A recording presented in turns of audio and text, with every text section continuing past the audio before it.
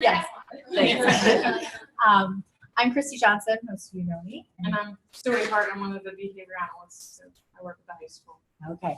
Silvani did an excellent job introducing this presentation to you. I just want to reiterate, this is the basic. We are going to be addressing all of the tiers. Do we know that, is Inglewood connected?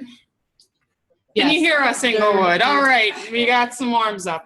I think we need to stay close to the, we're going cyber, you know, we're broadcasting to other buildings as we present to you. So we're trying to manage getting 13 buildings all done. So just, yes. All right. This here is, everybody's familiar with the tiers from RTI. This is the tiers of behavior. And this is important for us to look at because tier 1 is about 80% of our students. Tier 1 are the interventions or targets that the whole class or the whole school, they're your typical teaching expectations. And typically 80% of your students should be able to manage their behaviors based on your general classroom management. Then we have tier 2, which is about 15%. And that's the kids who are more at risk. Those are the kids who need a sticker chart, who might be to help to manage some of their behaviors, or might need more frequent check-ins or something a little above and beyond the typical classroom management procedures that you have in place. And then there's the tier 3. Now, even though that's only 5% of the population, it oftentimes feels like that is the only population in your class. And we recognize that. Tier 3 interventions focus on the individualized, intensive, function-based assessments and positive behavior supports. Those are the kids that we're coming in to do the FBAs for, okay? And we completely recognize that right now you guys are thinking, we just want the interventions for that.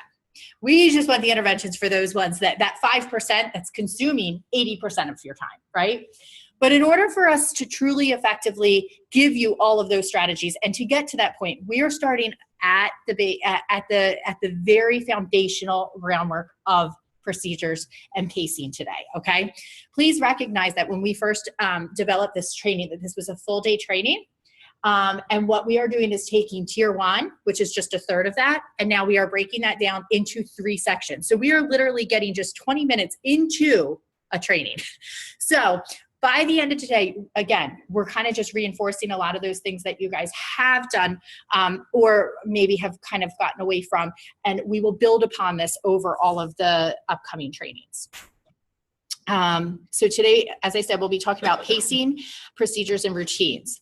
So pacing, students expect that high level of stimulation. If you think about kids today versus even not that long ago, think of what they do outside of school. They're constantly being stimulated between 600 different activities, between how many different electronic devices that are in front of their face, between everything else. The way that society is moving, they expect that high level of stimulation. And for that reason, we have to kind of compete with that, and we need to keep that high level of expectation. We need to avoid downtime, wait time, and transitions. Have a procedure or routine for what to do next.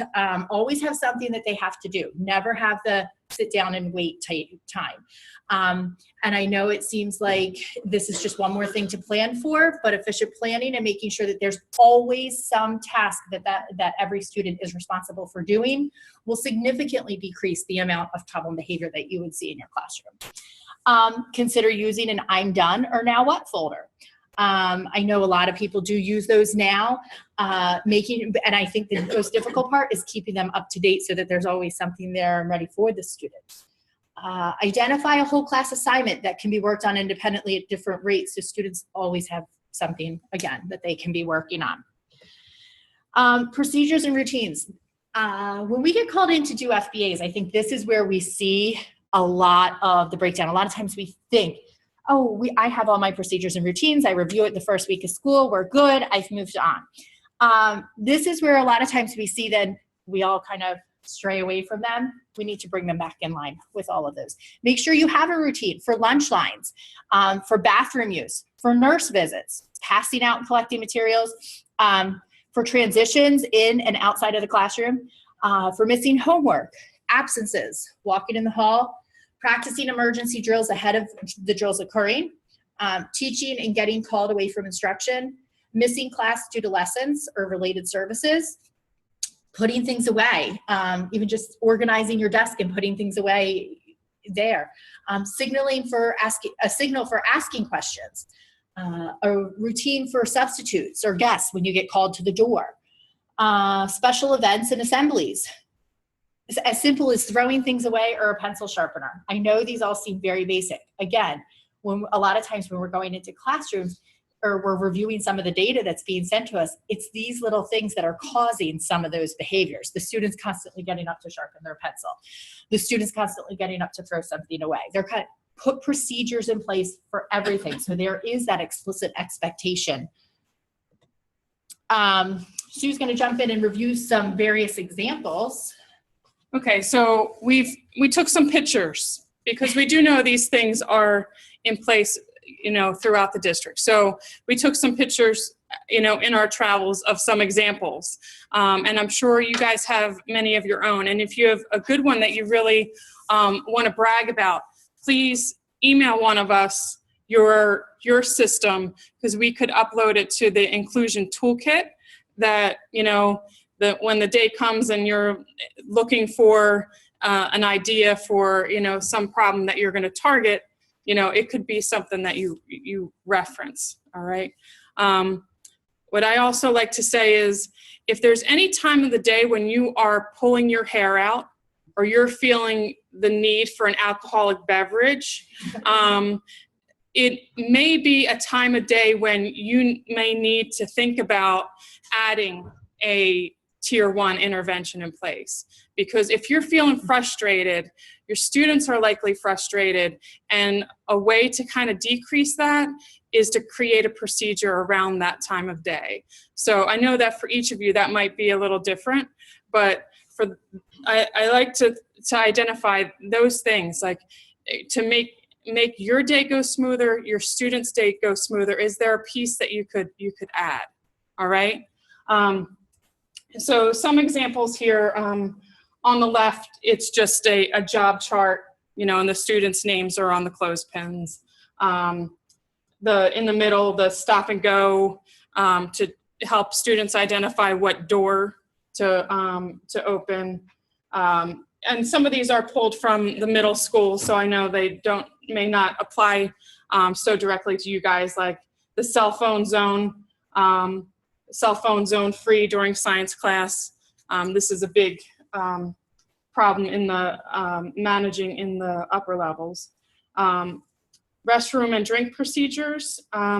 If you guys are, for those of you in upper grade levels that are departmentalized and, students switch classes and see multiple teachers, do you guys have common procedures across your classrooms, or do you have individualized procedures? Do those students know what they are? I've gone in classrooms and everybody has a different bathroom procedure. Teachers say, well, they should know by now. Well, they might know by now if it was consistent, but it's not consistent. So they learn each teacher's procedures. And so they need to know what your expectations are. On the left here, fire drill rules, which is really critical.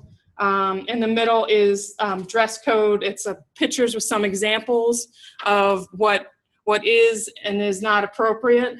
And then on the right, the posting of class rules. On the left, again, the classroom rules, and with little visuals, which is fun. The ones on the right were taken from a ISS classroom, so they're a little bit more extreme than what we usually see. Talking none, that's pretty extreme. So I'll skip right over that. On the left here, for those of you who are departmentalized, one idea used is a bathroom pass, where students have so many within a marking period, and once they use them up, they've used them up. And then any saved passes can be used for extra credit, bonus points, that kind of thing, to try to help the student to better manage that frequency of leaving the classroom. And then the right are just the procedures and expectations for, different activities. The one on the left here, the reminder, the teacher dismisses the class, not the bell. That may be this teacher's rule, but if that student internalized that and applied that across every class they went to, the bell might ring and they'd be still sitting there waiting, for the teacher to dismiss them, So again, everybody's procedures are a little different. On the right, the nurse's office hours. This is the back of a seat. So it kind of has the expectations listed on the back of the chair. So if you were sitting, you'd be able to see what, that on the chair in front of you. So it might be a fun little way to give the students a reminder about those expectations. Okay, on the left, the class expectations regarding respect. I like the little Jar Jar Binks at the bottom there, raise your hand. And the big 6, some expectations there, student processes. All right, there's on the left here, classroom rules, and you can see the whole class signed them. So they created the rules together and they all signed in commitment that those were the rules that they were going to follow. In the middle is a stoplight. Again, the clips where that could go up and down depending on the student's behavior, where green is good, yellow is having some trouble, red is in some heat. So it could be a visual that you use. The Walton Farm mission statement is right there on the right. iPad rules. You might assume that a student would know the expectations for dealing with an iPad, but do they really? So what a student's expectations related to the use of electronics at home is certainly going to be different to what you expect here. So setting those expectations is important. Okay, this is more visuals. It's hard to see. It's the white ones have the class rules. One idea here, this was in an art class, the one on the right, where that line was students who wanted to show the teacher work. So he put the line that's where he expects them to line up. He sits on his throne in the red, and and the students work through it. Writing checklist, listening to my whole body, listening with my whole body. And then, different ways to help with transitions, transition song, 1, 2, 3, say repeat, like there's certain phrases and songs that could help students to get in line. I don't know any of them being at the high school. I think if we sang those, we might get in trouble, but yeah. Okay, so key is to practice all procedures. To put them in place is one thing. Some students need more practice than others, right? So they may, have had it down in September, and by this point in the school year, and with Thanksgiving break having just happened, okay, now I've really forgotten what your transition procedure is. So I'm now walking down the hallway like a nut. So how are you going to get in line? Maybe we do need to go back to the classroom and repeat it. Hey guys, let's remember, what is our transition plan, right? And to call your students out when they're trying to stretch your rules or procedures. So this is just supporting your use of the procedures, you want to call them out on it. It's really helpful to have a visual. That way you could point to the spot on the visual that a student might be forgetting. Hey guys, let's remember that step 3 is to sit quietly, so that it's not necessarily that you're calling a student out directly or that you're embarrassing a student, but that you're able to redirect real easily through the use of a visual. The example I like to use is I tend to speed, drive too fast, because I'm not called on it very consistently. I sometimes receive a ticket. I sometimes get pulled over, but not always. And honestly, I get away with it the majority of the time. So therefore, I continue that behavior, right? But I never speed in certain areas where I have been pulled over in the past, or where I know I frequently see cop cars, right? So that's when I keep it in line. Now, to be honest, I don't need to be pulled over to stop my speeding. If there was a cop standing by a speed limit sign pointing to the speed limit, I'd get it under control, right? So it doesn't always need to be a major consequence in order to affect behavior. But sometimes, we all need to just have those reminders and gentle reminders about what the procedures are.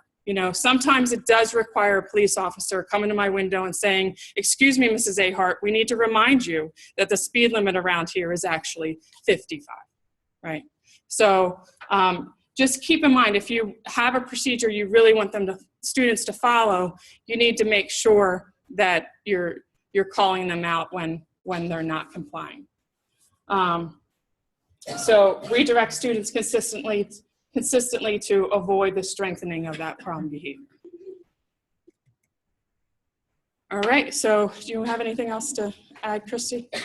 Okay, so like I said, we wanted to keep our training short and sweet because we know that you guys have a lot to move on to. We do want questions.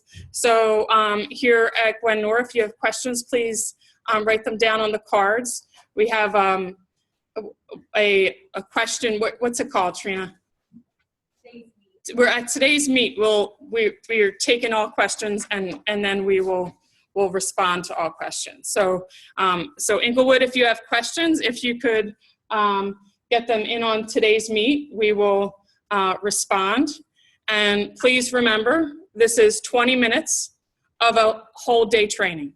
So York are they there? Yeah, they are. York Ave, we don't see you, but if you're there, awesome.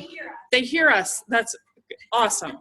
So York Ave, if you're there and have questions, please, get them on today's meet. We would love to hear your feedback and to answer any questions. But